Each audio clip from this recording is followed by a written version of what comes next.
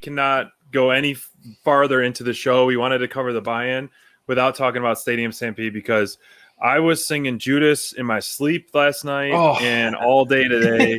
It was like the biggest high note you can end on the show. It made so much sense to close out this way because you have a cinematic match. Obviously, everything wasn't live. I mean, which is fine. That was really hit a home run and then some. I loved every bit of it, and obviously all like the fun cameos. I'm sure you really like that, Crayfish. Yep. You know, Ohio State and your boss. You know, I loved Urban Meyer was out there. That was fantastic. You know, I predicted the elbow brace kind of coming into play with the Judas effect, but this was a perfect ending. And if you saw any of the after the showing off the air clips on YouTube or any stuff on Twitter, the pop Sammy's been getting is insane. I'm telling you, man. That's why I picked him. That's why I picked him to be the difference maker, right? Months ago, absolutely. we said babyface written all over him. We thought he was going to turn on Jericho and MJF when MJF was in the inner circle. But from the start of this match, the repelling down by the inner entrance, inner circle's outfits,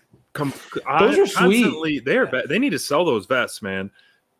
We could get some Dynamite download leather vests, bro. Be rocking those. Dynamite download leather vests, some danglies, some SBD shades. We're ready to go, man. And the feud, yes, Sammy and Spears had an awesome thing, but I think Jericho and MJF, whole everything about that was pure gold. Gold, back and forth.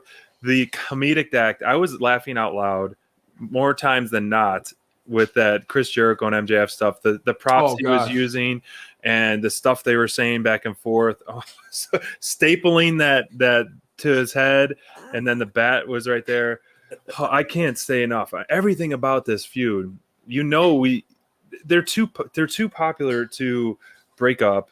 The crowd clearly loves them. This match was incredible, and now it's just going to open up the next chapter with the landscaped, a fresh paved landscape that we're going to see the inner circle just get popped after popped. And then I think Pinnacle now is obviously back on their heels, and they're going to be wanting a rematch. And maybe it's going to start to get that tag team, the one-on-ones, the thing like that that we've been dying to get.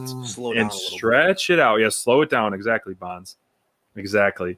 We are an emotional or visual group. Yes, we have to stretch it out. The landscapes need to be paved. Sammy was Bonds and you were on lockstep. We felt like Sammy needed to get the pin here, get and that was our pick as the tiebreaker when we were going into this.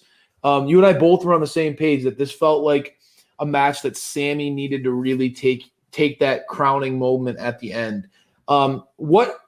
What pushed you to say that? And when you look through the way this match played out, do you feel like this was sort of a crowning moment for Sammy? Like I did. I felt like this was one of those moments where with a live crowd, this very much felt like the coronation of Sammy Guevara as, like I talked about in our preview show, almost like the heartbeat, the spirit of the inner circle. We all know that Jericho is the godfather of the group. Yeah. He's the leader, right? He's the general.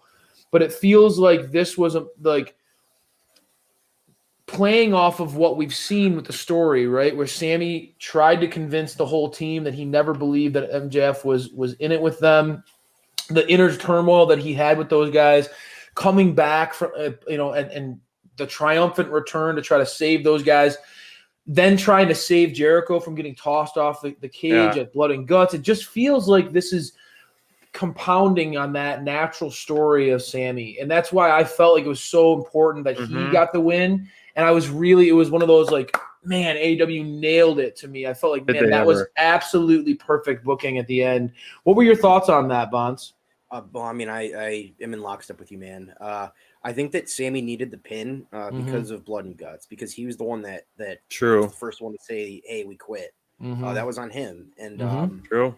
And he probably knew better than everybody that MJF would still push him off the cage. You know what I mean? So that's kind of like he had to get that redemption story, and he got that.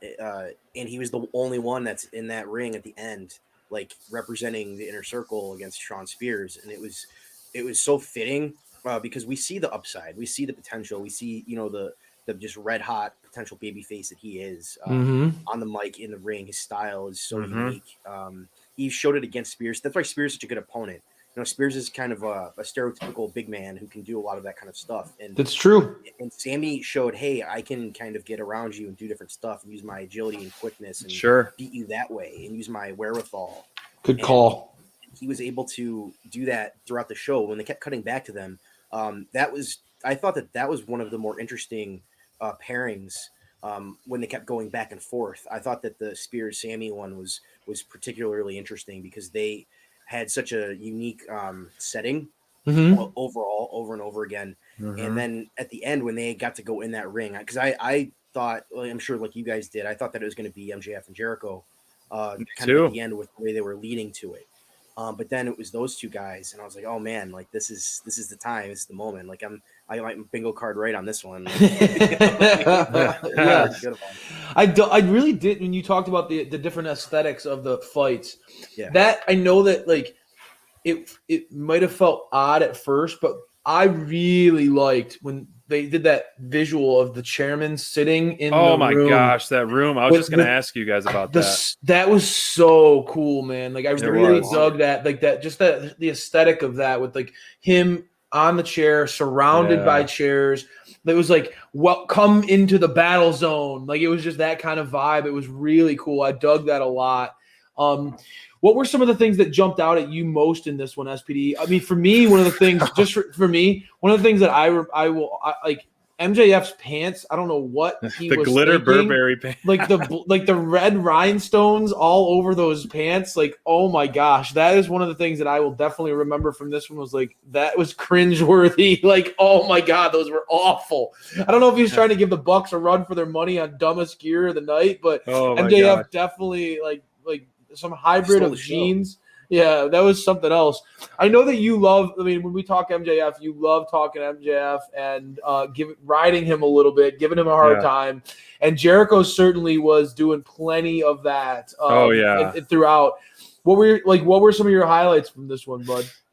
That like coffee room scene early on with MJF and him, and MJF's look on his face just running away, like was pure gold, man. He's got some great physical comedy aspect. He is to him, very good at this. I mean, that chair, it's so many great sub scenes. The bar fight, they're cheersing, and then they go at it, and then Conan's then the DJ. Then you have the freezer fight with those pigs hanging there. Yeah. So and then you have the chairman room. I think the chairman room really stood out because it was really lit well and like such a cool concept of him like join me, Sammy, and that. And then, of course, it almost felt like a Mortal Kombat. Yeah, it was and then really cool. Of course, like the chills on, to top it off, like Jericho running through the crowd, hanging over the railing, cheering after he puts MJF through a table, and like you could just tell, like everyone is just like, "It's back, baby! The crowds are back, baby!" So that was so great. And then, of course, at the end, the Judas singing in the crowd,